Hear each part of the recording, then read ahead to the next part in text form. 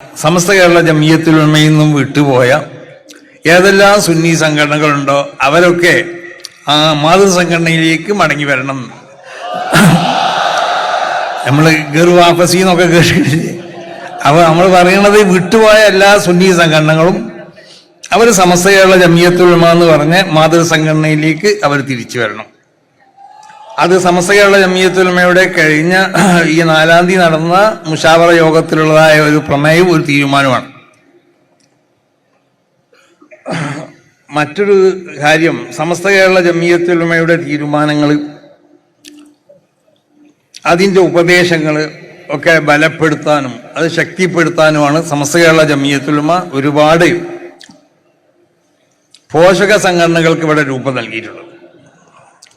അപ്പൊ അതിൻ്റെ ചില പ്രത്യേകമാവുന്ന നിയമങ്ങളും അതിൻ്റെ മറ്റ് പല ഭരണഘടനാപരമായ മറ്റ് ശാസനകളൊക്കെ ഉണ്ടാവും. അപ്പൊ എല്ലാ സംഘടനകളോടും പറയാനുള്ളത് സമസ്ത കേരള ജംഇയ്യത്തുൽ ഉലമയെ ശക്തിപ്പെടുത്താനും സമസ്ത കേരള ജംഇയ്യത്തുൽ ഉലമയുടെ ഉപദേശങ്ങളും നിർദ്ദേശങ്ങളും ഒക്കെ പൂർണ്ണമായും കൊണ്ട് അത് ഉൾക്കൊണ്ടുകൊണ്ടാവണം എല്ലാ ഉപസംഘടനകളും പ്രവർത്തിക്കേണ്ടത് എന്നുള്ളതാണ്.